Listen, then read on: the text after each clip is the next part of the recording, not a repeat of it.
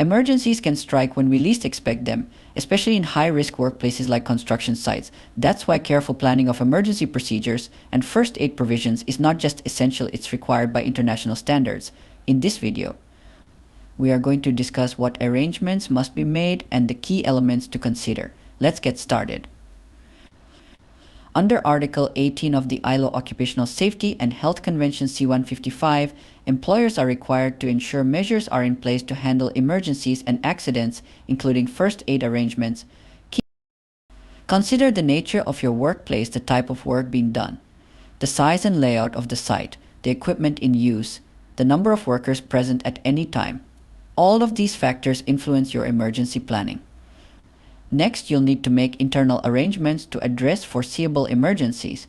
This includes identifying potential emergencies and drafting clear procedures, setting up alarm systems and response protocols, ensuring the availability of suitable equipment, like fire extinguishers and first aid kits, assigning trained staff to take charge during an emergency, planning how to manage media inquiries, and coordinating with external emergency services.